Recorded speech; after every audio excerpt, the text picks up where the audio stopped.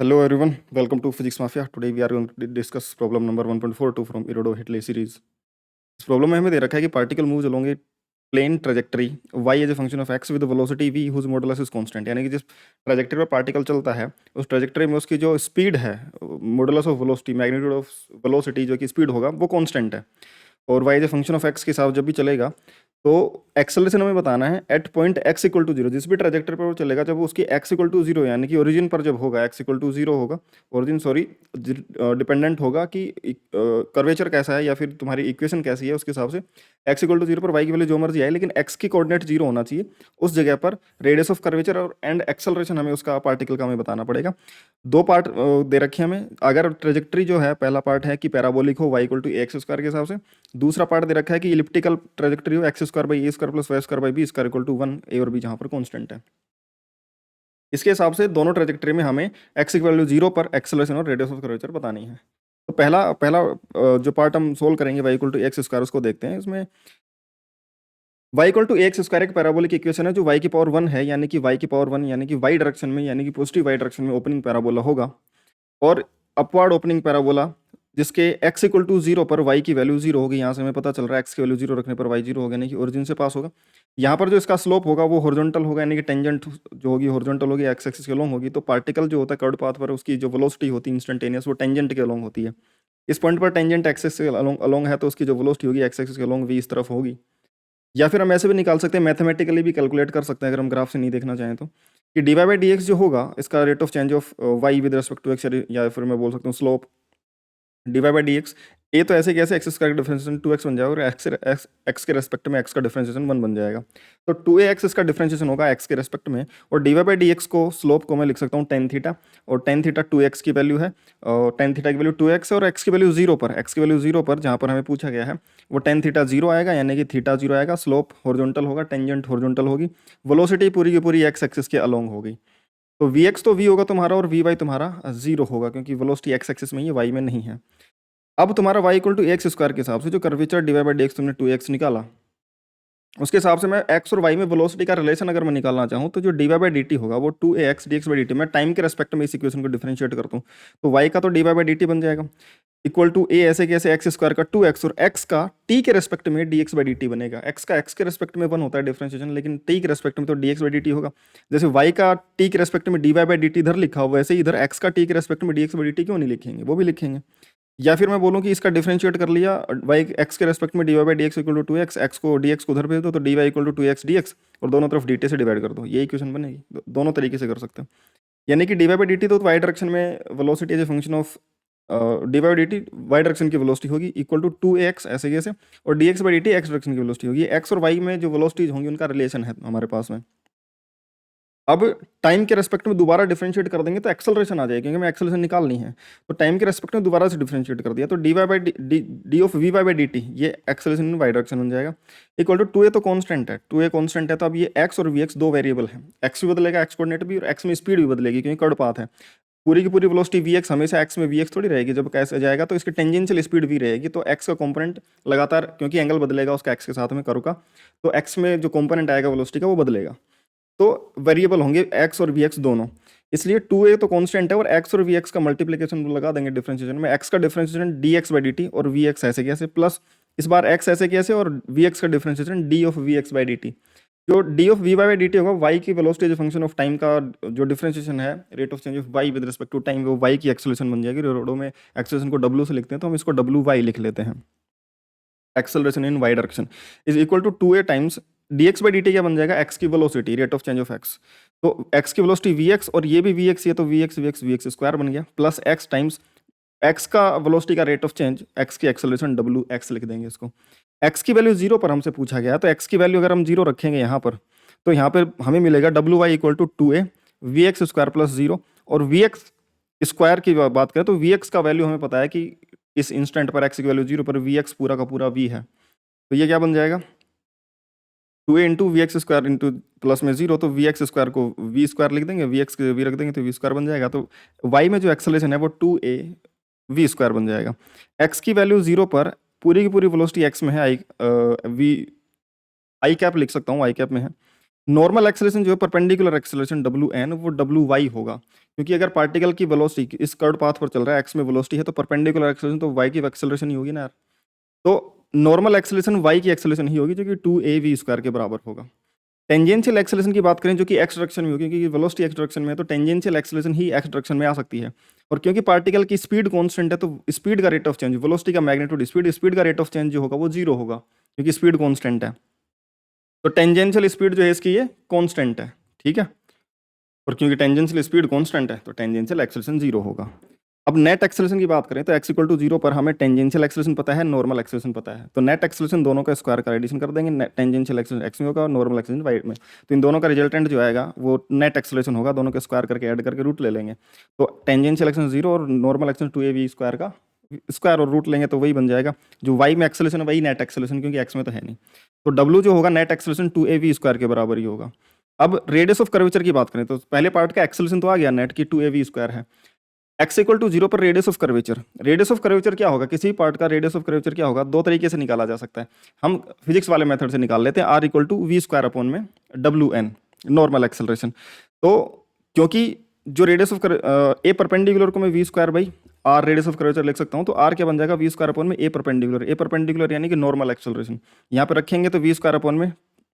2a v², ये r = 1/2a, यहाँ से v² से v² कट जाएगा, WN की normal acceleration 2a v² value रखेंगे तो, और ये 1/2 तुम्हारी क्या बन जाएगी, तुम्हारी रेडियस ऑफ कर्वेचर की वैल्यू निकल के आ जाएगी, ठीक है।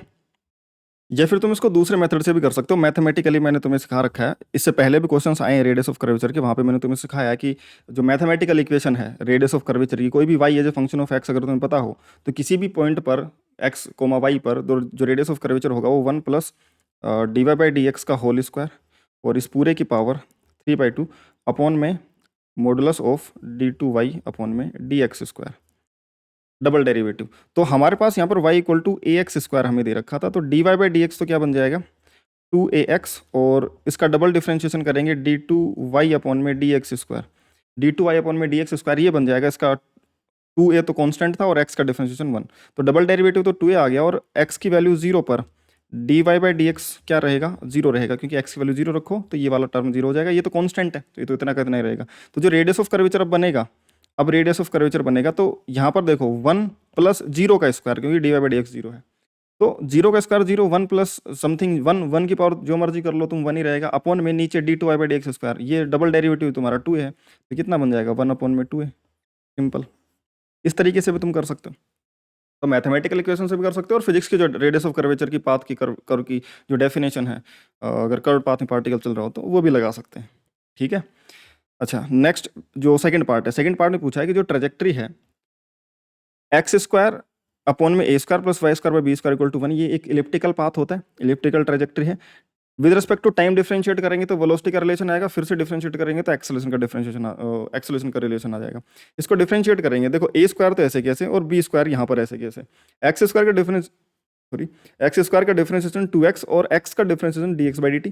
प्लस फिर से b² ऐसे कैसे और y² का डिफरेंशिएशन 2y और y का differentiation with respect to t करें तो dy/dt = 0। dx/dt को वेलोसिटी x लिख देंगे, dy/dt को वेलोसिटी y लिख देंगे, और एट x = 0 हमसे पूछा गया है कि x = 0 पर, क्योंकि ये इलिप्टिकल पाथ जो दे रखा है उसका जो सेंटर है वो 0,0 है, यानी कि यहाँ पर ये सेंटर है, तो ये इलिप्टिकल पाथ बनेगा इस तरीके से, या फिर ऐसा कुछ भी जो जैसा मर्जी होगा, हमें नहीं पता a बड़ा है कि b बड़ा, उसके हिसाब से ये इलिप्टिकल पाथ बनेगा। बट जब x = 0 होगा वहाँ पर x की वैल्यू 0 रख दो तो ये तो 0 बन जाएगा, y² = b², y की वैल्यू +-b, यानी कि y की वैल्यू +b भी हो सकती है -b भी हो सकता है, पार्टिकल ऐसे भी चल रहा हो सकता है, पार्टिकल ऐसे भी चल रहा हो सकता है, मतलब इसी पाथ पर चल रहा है।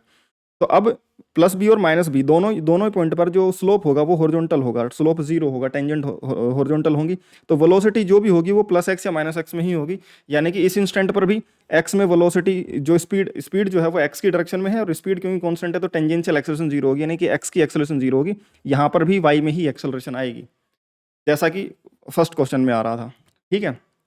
हालांकि यहाँ पर x = 0 के लिए दो वैल्यूज पॉसिबल है, दो बार x = 0 पर होगा, एक बार y की वैल्यू +b पर, एक बार y की वैल्यू -b पर। अब क्योंकि x की वैल्यू 0 है, इस इक्वेशन में x की वैल्यू 0 रखेंगे तो ये तो 0 बन जाएगा और ये बन जाएगा 0 प्लस 2y/b² dy और इक्वल टू 0, यानी कि vy 0 आ गया यहाँ से, ये मैं इतना पता चल रहा है। और हमें दिख भी रहा था कि y की में वेलोसिटी 0 होगी, क्योंकि इलिप्टिकल पाथ में इन पॉइंट्स पर जो होंगे वो x में जो टेंजेंट होगी वो x में होगी, तो स्पीड जो होगी x डायरेक्शन में हो सकती है, y डायरेक्शन में स्पीड 0 होनी थी, वो मैथमेटिकली भी निकल के आ रही है। नेक्स्ट हम ये कर सकते हैं कि जो नेट वेलोसिटी है, अब क्योंकि x में y में वेलोसिटी 0 है, स्पीड तो टोटल कांस्टेंट है, तो नेट की जो वेलोसिटी होगी वो x में रहेगी जो v है, और x इक्वल टू 0 पर y की वैल्यू प्लस माइनस भी दोनों हो सकते हैं। अब इसको फिर से डिफरेंशिएट करें ताकि एक्सेलरेशन निकाल सकें। अच्छा, डिफरेंशिएट करेंगे, हमारे पास इक्वेशन थी 2x/a² into v x plus 2y/b² into v y equal to 0। यहाँ पे x इंटू वी एक्स और यहाँ पे y इंटू वी वाई ये वेरिएबल हैं। अब 2/a² यहाँ पर कॉन्स्टेंट है, x का डिफरेंशियल dx/dt, vx ऐसे कैसे, प्लस इस बार x को ऐसे कैसे, और x vx का डिफरेंशियल dvx/dt। 2/b² यहाँ पर कॉन्स्टेंट है, y का differential dy/dt into v y, plus y को इस बार ऐसे कैसे, और vy का डिफरेंशियल d ऑफ vy/dt। अब जैसा कि पिछले पार्ट में हुआ था, ए पार्ट में हुआ था कि 2/a² ये तो कांस्टेंट है, 2 को मना करके देखो कट गया, वी dx/dt को vx लिख सकते हैं, vx इंटू vx स्क्वायर, और ये x dvx/dt x की एक्सेलरेशन wx बन जाएगी, प्लस ये 2/b² और ये dy/dt को vy लिख देंगे, vy into vy² plus y into dvy/dt क्या बनेगा, एक्सेलरेशन वाई डायरेक्शन wy। ठीक है, 2 को मना कर कट गया। अब यहाँ बन गया 1/x² 1/a² vx² plus x wx plus 1/b² vy² y wy equal to 0। अच्छा, x की वैल्यू 0 है तो x की जो वेलोसिटी है वो कांस्टेंट है, vx v पूरी की पूरी x में वेलोसिटी है, क्योंकि x इक्वल टू 0 पर पूरी स्पीड x डायरेक्शन में, टेंजेंशियल डायरेक्शन x में है, पूरी स्पीड v कांस्टेंट, और x में क्योंकि वेलोसिटी और x में ही टेंजेंशियल एक्सेलरेशन आ सकती है जिस डायरेक्शन में वेलोसिटी है, और वो x एक्सिस है, तो x एक्सिस में रेट ऑफ चेंज जो आएगा स्पीड का वो wx यानी कि 0 है, यानी कि तुम्हारा जो वेलोसिटी आएगा इस तरीके से, ये यहाँ पर वेलोसिटी क्योंकि स्पीड क्योंकि कांस्टेंट एक्स डायरेक्शन में, तो एक्स डायरेक्शन में जो एक्सेलरेशन होगी वो 0 होगी, क्योंकि इसका टेंजेंशियल एक्सेलरेशन 0 होगा, तो एक्स डायरेक्शन में ही टेंजेंशियल एक्सेलरेशन wx इस इंस्टेंट पर 0 होगा, और साथ ही साथ x की वैल्यू 0 है, vx की वैल्यू v है, vy 0 है, तुम्हारा y डायरेक्शन की वेलोसिटी 0, y की वैल्यू प्लस माइनस b है, तो ये सारी चीज़ें इस इक्वेशन में रखेंगे, तो 1/a² vy² सॉरी vx तो v है तो v² प्लस x की वैल्यू 0 तो ये 0 बन गया, प्लस 1/b² vy 0 है तो वो 0, और y की value plus minus b into wy equal to 0। इस इक्वेशन को सोल्व करेंगे, इस वाले टर्म को उधर ले जाएंगे और इसको सोल्व करेंगे तो wy बन जाएगा plus minus b into v²/a²। अब p पॉइंट पर जो तुम्हारा ये पॉइंट है